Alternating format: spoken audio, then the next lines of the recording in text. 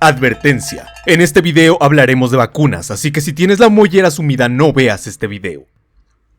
El mundo antiguo era un lugar bastante salvaje, aleatorio y peligroso, tanto que el simple hecho de sobrevivir un día más se merecía un agradecido con el de arriba más fuerte que nunca, porque siendo honestos, no había mucho más que hacer en esos momentos para mantenerse sano.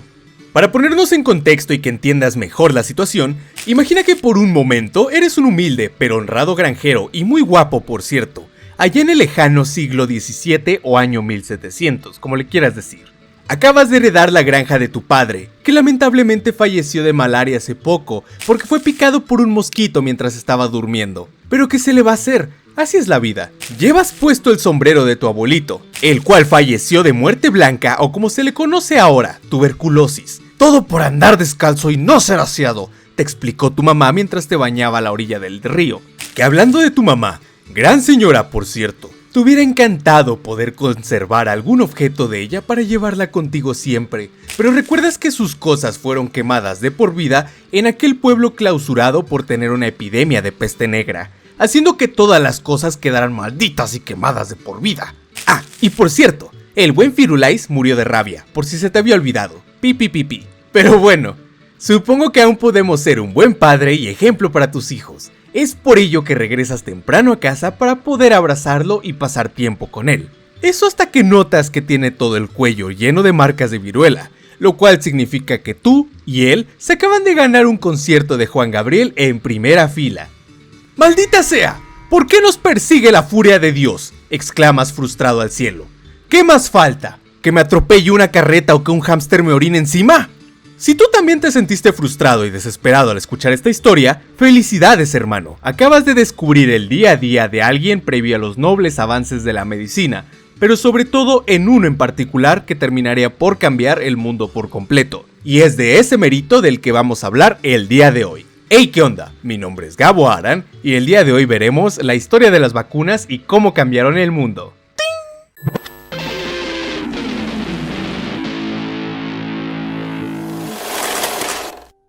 Como ya te diste cuenta en el inicio de este video, las enfermedades tenían al mundo sumidos en la dieta del caballo, o sea, paja y agua.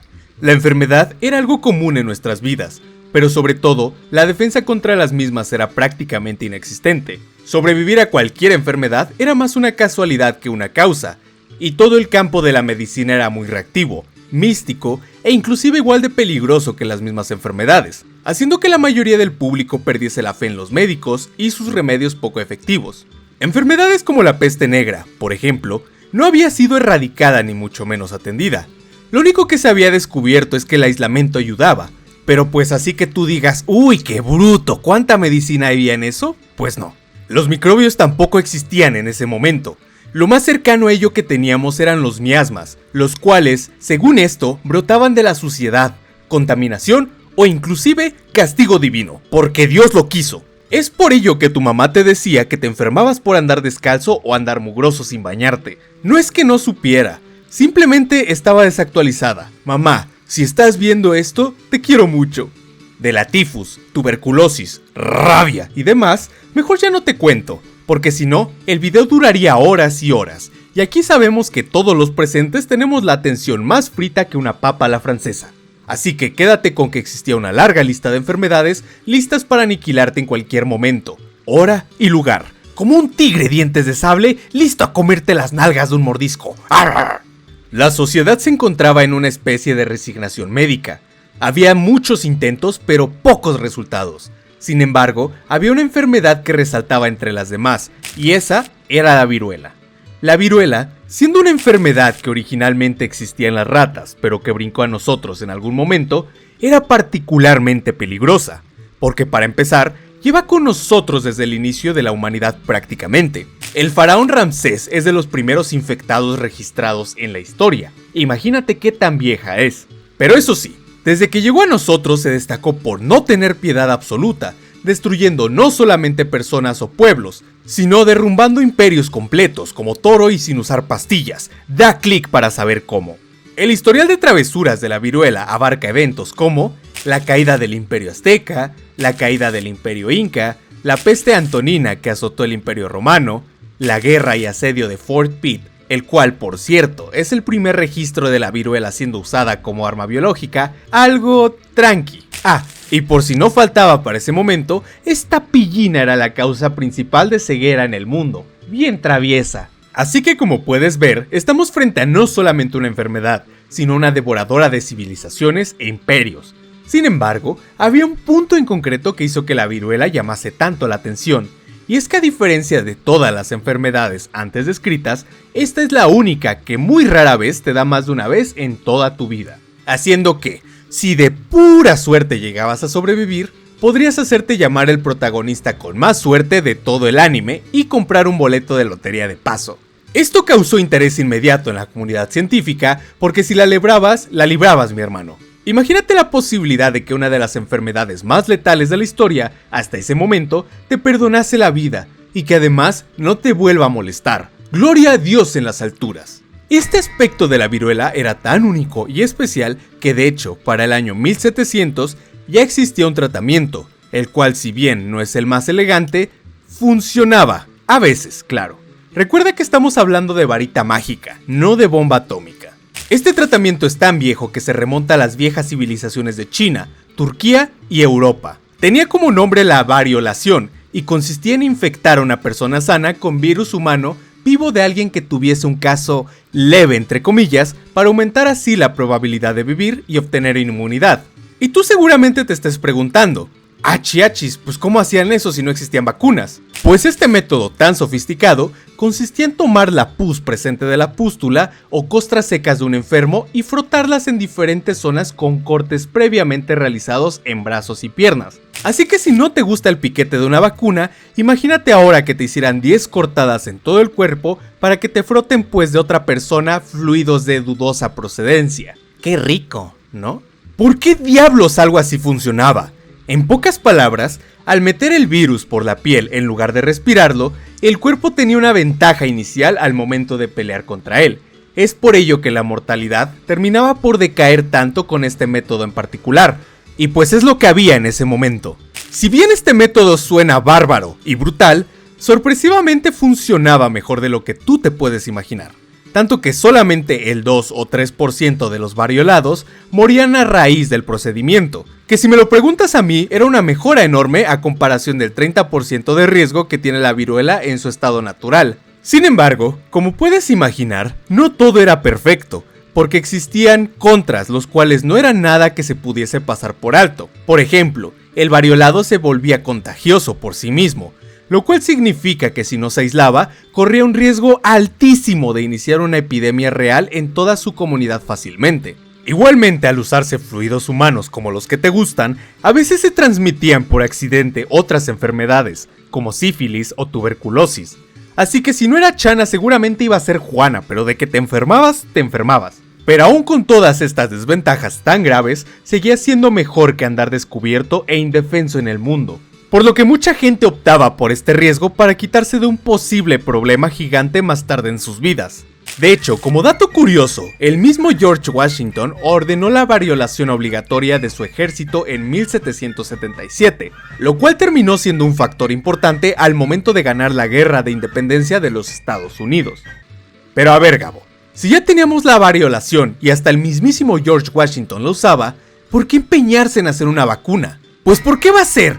Porque si bien funcionaba esa madre, seguía siendo como jugar a la ruleta rusa con 3 balas en el tambor. Se necesitaba algo que no nos hiciera daño en el intento. Además de que para este punto de la historia, ya nos encontrábamos en el siglo de la Ilustración, mi amigo poco letrado.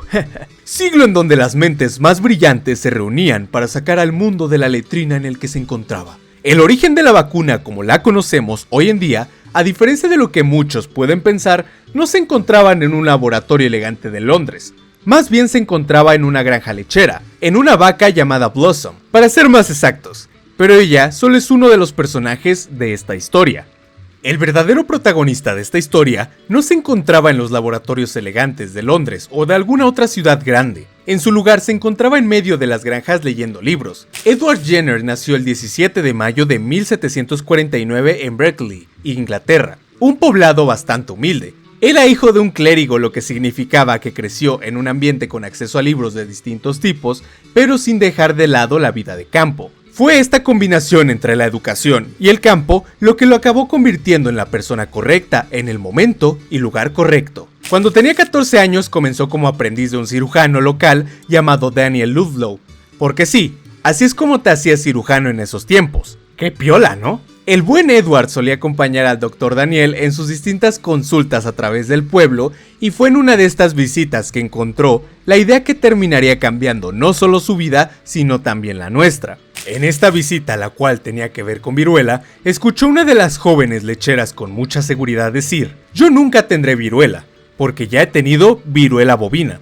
¿Por qué esta frase es tan importante? Resulta que las mujeres que ordeñaban vacas tenían la piel de porcelana más suavecita que tus ojos pispiretos, todos preciosos. Todo ello sin ninguna marca de viruela. Esto se debía a que normalmente se contagiaban de viruela bovina, una versión súper leve que aparecía en las ubres de las vacas, lo que ocasionaba que a ellas les saliera un sarpullido casi insignificante con apenas fiebre en lugar del calvario que suponía la viruela tradicional. Edward se fue a Londres a los 21 años con esta frase grabada en su mente. Al llegar, comenzó a estudiar medicina formalmente bajo la tutela de John Hunter, quien era uno de los cirujanos más famosos y brillantes de la historia hasta ese momento. Este doctor tenía un lema que su aprendiz aplicaría durante el resto de su vida, el cual es: no pienses, intenta. Muchos años después y con más experiencia adquirida en su profesión, Edward Jenner regresó a su pueblo para practicar medicina en 1773, y fue hasta 1796 cuando decidió probar el experimento que tanto tiempo había estado rondando en su cabeza.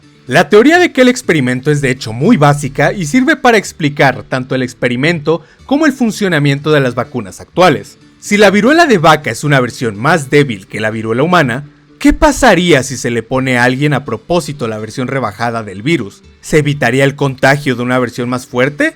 ¿O pasaría algo diferente?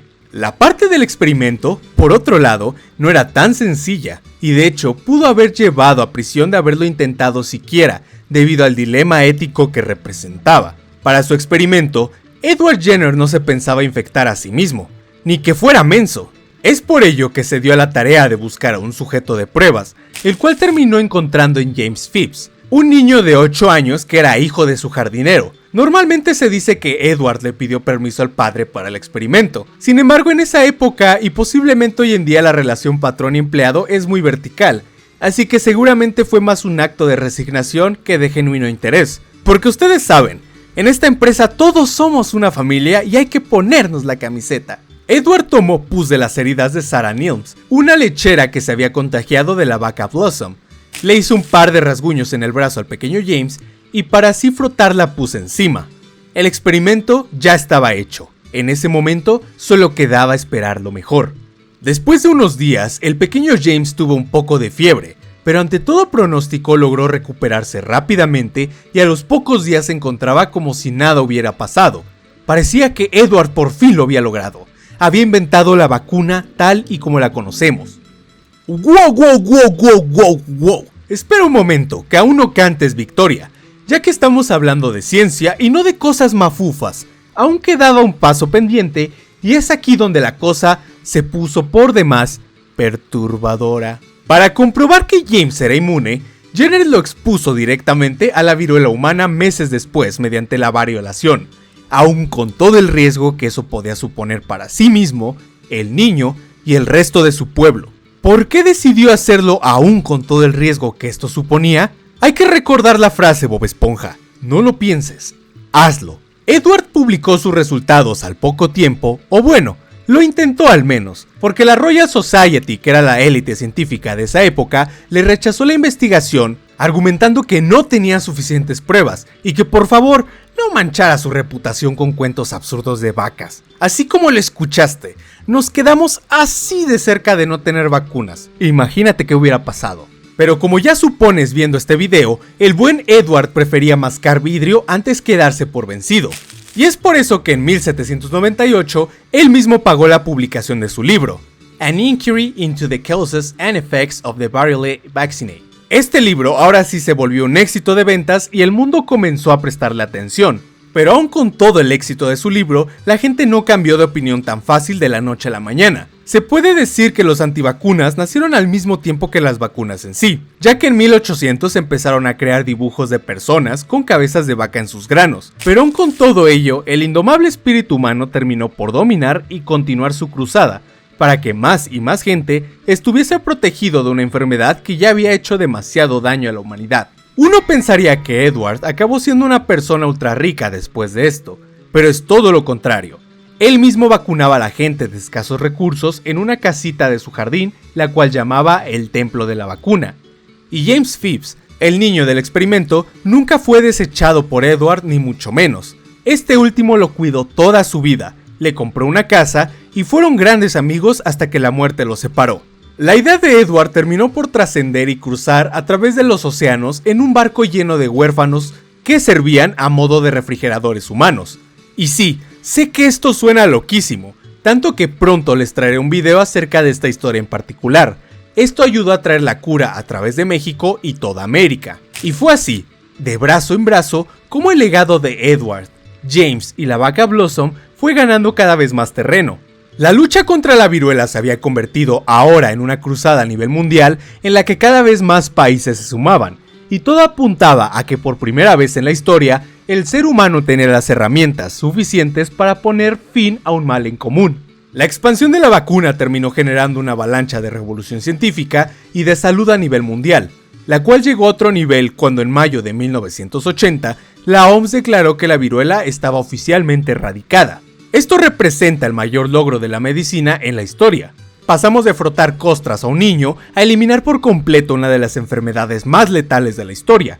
¡Qué gran desarrollo de personajes si me lo preguntas! El día de hoy aprendimos muchas cosas, como que las vacunas no son magia, sino que son el esfuerzo de miles de personas a través de la historia, para que personas como tú que ves esto, como yo que no me callo nunca, o como todos tus seres queridos, puedan tener una vida longeva, tranquila y feliz. Así que no hay mejor forma de proteger y respetar el legado de todas esas personas que aprovechar el regalo que nos dieron yendo a vacunarnos cuando sea requerido. También aprendimos que lo mejor no es pensar, sino hacer. La historia de Edward nos enseña que no importa nuestro origen ni qué tan locas puedan sonar nuestras ideas. Lo que realmente importa es la humildad, la disposición para aprender y escuchar a nuestro entorno, pero sobre todo a nuestro corazón, porque ahí es donde normalmente radican las respuestas a las más grandes preguntas. Así que siempre recuerda, no pienses, hazlo. Y por último, pero no menos importante, que la próxima vez que veas una vaca, venga che, no olvides agradecer, sin ellas simplemente no estaríamos aquí. También quiero agradecerte a ti por llegar hasta el final del video.